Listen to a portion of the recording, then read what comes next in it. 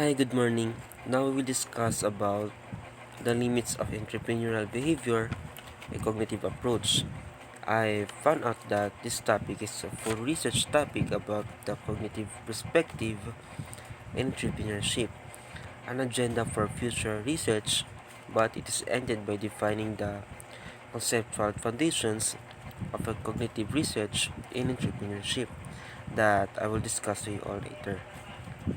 So let's start with the abstract first. Despite its many achievements, scholarship at the intersection of entrepreneurship and cognition has focused primarily on the consequences of what happens when an entrepreneur benefits from various cognitive characteristics, resources, or other dispositions. As such, cognitive research in entrepreneurship continues to suffer from narrow theoretical articulations and weak conceptual foundations that lessen its contribution to the managerial sciences. To address these issues, we draw from extant work on the nature and practice of cognitive research to develop a systematic approach to study entrepreneurship cognition. Introduction. Research on entrepreneurship cognition has drawn increased attention since Comigis 1976. An article on the role of entrepreneurs' cognitive styles, Forbes 1999, Eastridge et al. 2007, Katz and Shepard 2003. This prominence is associated with a renewed interest in the individual's role with the entrepreneurial process. Baron 2004, Krieger 2003, Mitchell et al. 2002.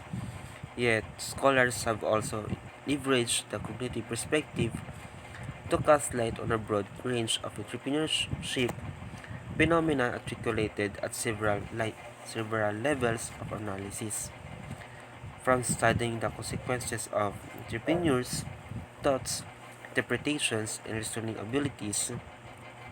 Bosinis and Barnett 1997, Gatewood et al. 1985, Heine et al. 2009, to documenting the multi-level dynamics that lead to the emergence of opportunities and new ventures in a particular field or region. Sarasvati in June 2005, or the development and use of a firm's fundamental sources of competitive advantage. Alvarez and Bosinitz 2001, Bingham et al. 2007. Although it has become a significant area of study, cognitive research in entrepreneurship continues to suffer from important conceptual challenges that lessen its effective contribution to the managerial sciences. For instance, many works are built on the premise that founders and entrepreneurs think differently than other individuals or business executives. Bosinitz and Barney 1997. But it is far less clear whether this cognitive difference originates from idiosyncratic factors in events that predate entrepreneurs. Predate means new entrepreneurs or baguhan. Efforts, efforts and actions, or from the very experience of entrepreneurship. It is individuals, Fu et al. 2009, Sarasvati 2008. Similarly, it is not clear whether the cognition difference of entrepreneurs result from task and environmental conditions that reward individuals with particular thinking, or from conditions that encourage the expression and or development of such thinking. Barrow 1998 2000, Value et al. 2008.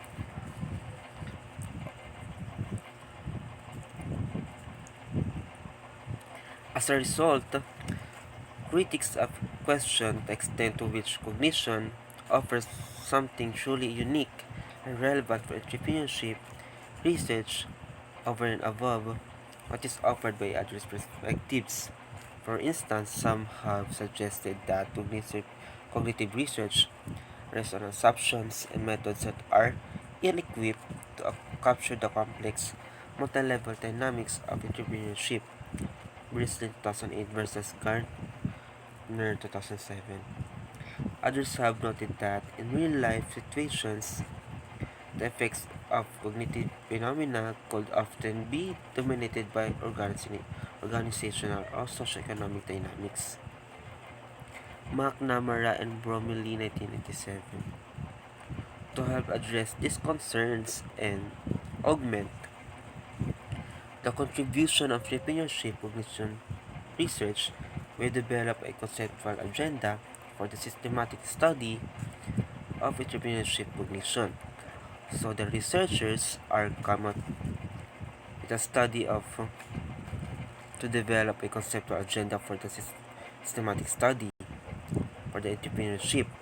We develop this agenda in three logical steps. First, we build on excellent work about the nature and development of the cognitive perspective in the social sciences to highlight the implications of three fundamental features that characterize cognitive research. Number one, a focus on the cognitive elements underpinning human action. Second, the articulation of a process, orientation, and last, the operation of cognition across levels of analysis. By doing so, we explicitly anchor our research agenda in the conceptual foundations of cognitive science. Second, and to bear identify avenues for future research. We assess the manner and extent with which entrepreneurship cognition research leverages the three features noted above. By analyzing 154 entrepreneurship cognition articles published between 1976 and 2008. We show that, for all its achievements, extant research on entrepreneurship cognition has yet to leverage the full potential of the cognitive perspective. Third, we build on these observations to formalize our research agenda. More specifically, we propose a series of research questions and strategies that illustrate how one can address current challenges facing entrepreneurship cognition research and thereby augment that contribution of cognition research to entrepreneurship and the management sciences.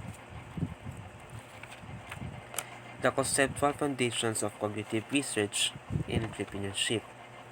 In spite of prior previous definitional papers and special issues, systematic discussions of the meaning and implications of doing cognitive research in entrepreneurship have been few and far between. Barron and Ward 2004, Shaver and Scott 1981. As a result, the conceptual foundations of entrepreneurship cognition research have remained largely implicit. In turn, this has led to confusion and misunderstandings that have made it difficult to address directly the conceptual challenges that entrepreneurship cognition research confronts. To better identify avenues for addressing these challenges, we first discuss the conceptual articulations of the cognitive perspective for entrepreneurship.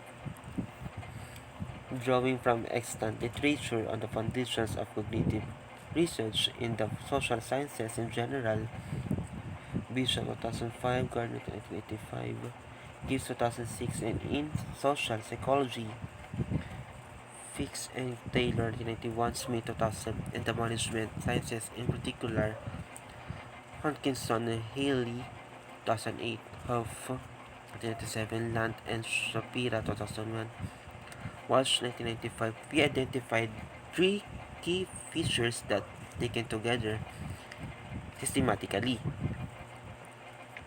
characterize cognition research.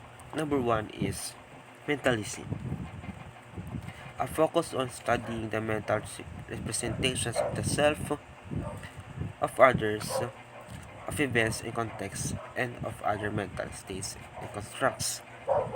Second, a process orientation, a concern for studying the development of transformation and use of these mental representations and constructs. Last is the operation of cognitive dynamics across different levels of analysis. Let's start with the meaning of mentalism.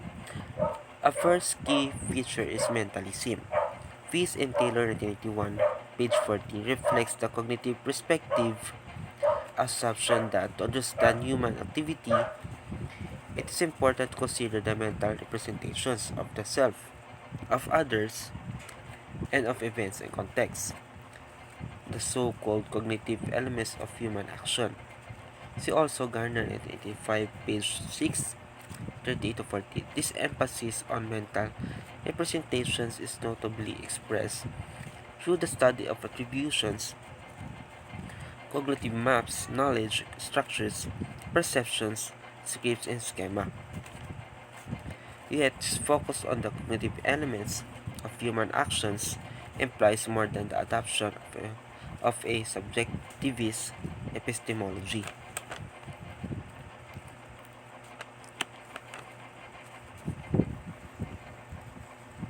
First, sciences, mentalism is not limited to drawing attention to the subjective interpretations, the perception that individuals make of their immediate environment.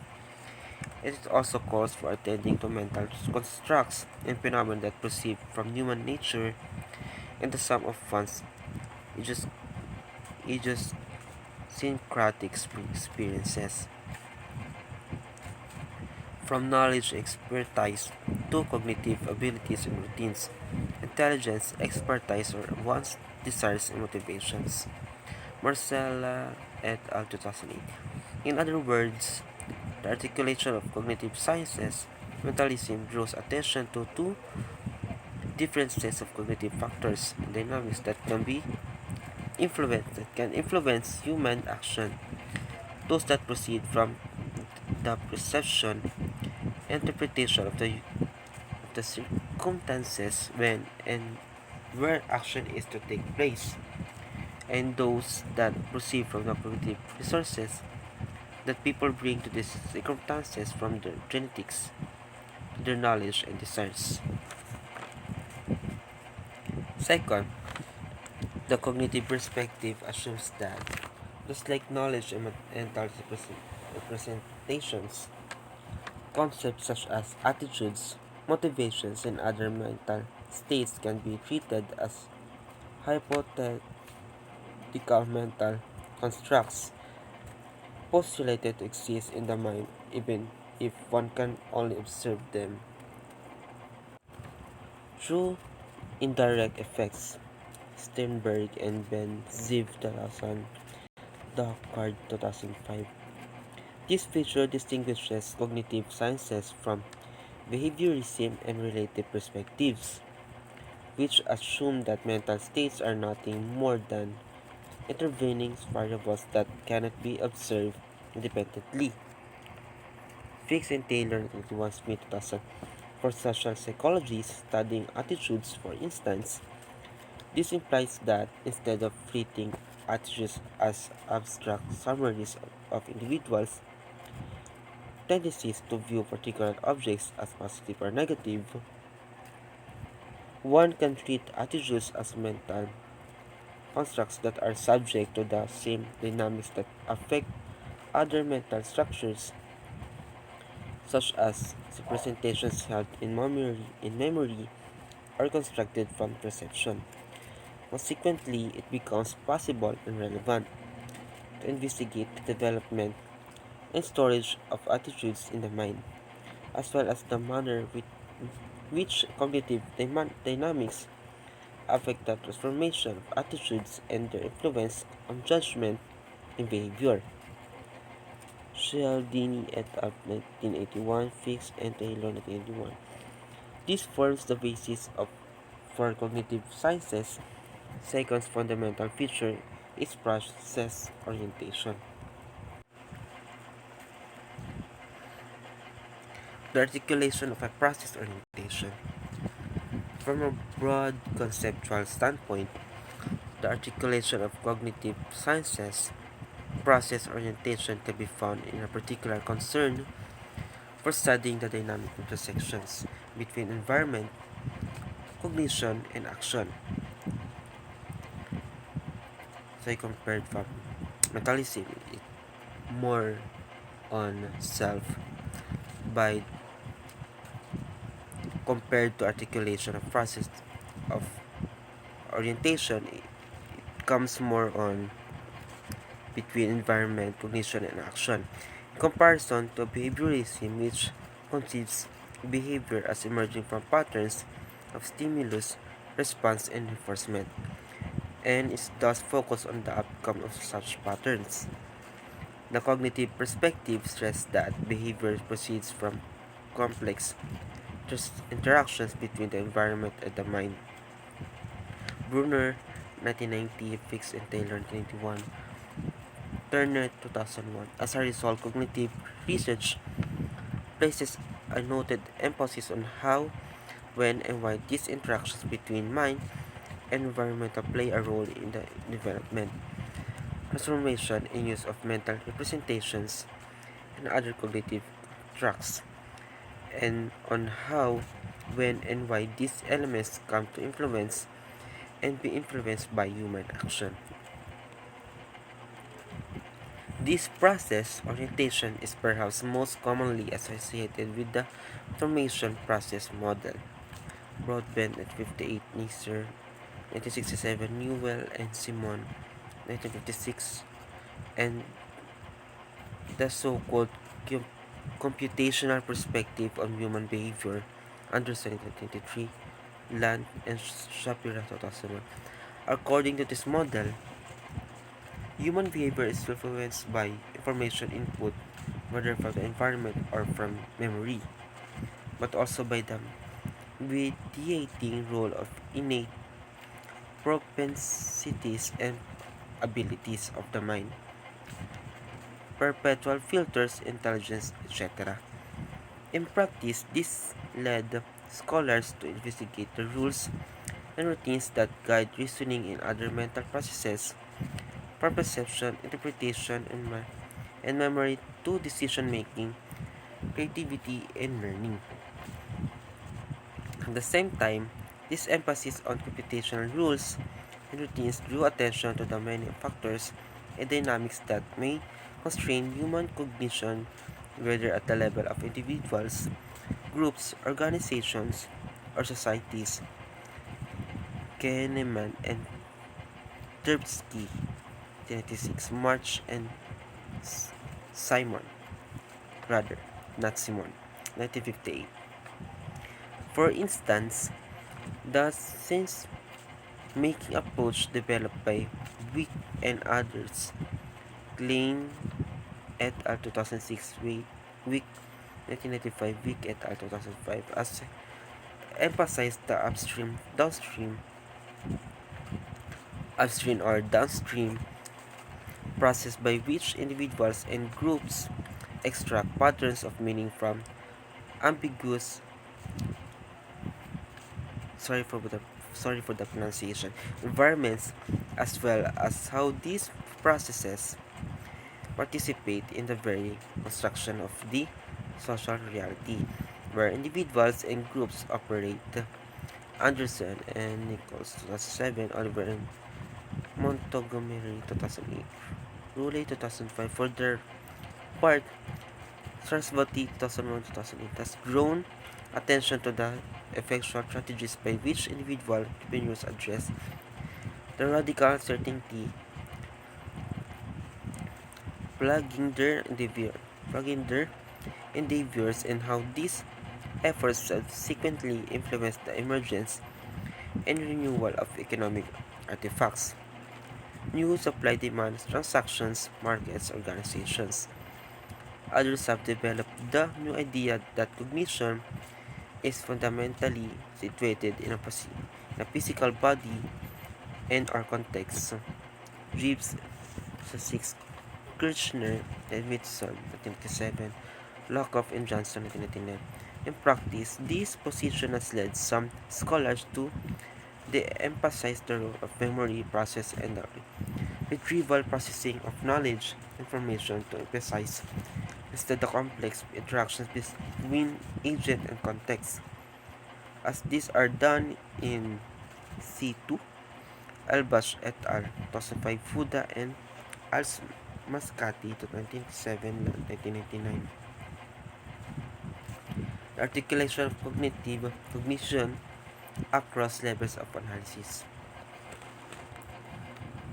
Third feature of cognitive sciences concerns the operation of cognition at different levels of analysis and the implications this has for understanding human actions, whereas the cognitive perspective focuses explicitly on mental representations and other constructs operating in the mind. The articulation of such constructs need not to be restricted to the individual levels of analysis. For instance, research in organizational cognition has been conducted on the mental representations of individual managers, set in order 1992, Stoppard 1989, just as others have focused on the mental representations held by groups of managers within particular firms, within strategic groups of firms, or across industries. Porak et al. 1989, Reger and Hoff 1993. These articulations at different levels of analysis reflects an important assumption of the cognitive perspective, the assumption that cognition operates across multiple multiple levels of analysis to span the range of human activity from individual to a group, organization, and society. Hodgkinson, Healy, 2008, Hoff et al. 2001, 1985. Just like mental representations, ideas and other mental resources can be shared with others. The dynamic relationships between the environment and mind and action can also take place across levels of analysis. As a result, as a result, different research can as, ascribe a particular cognitive construct or phenomenon to different levels of analysis. More importantly, it becomes possible and relevant to investigate how cognitive rather phenomena anchored at different levels may influence one another.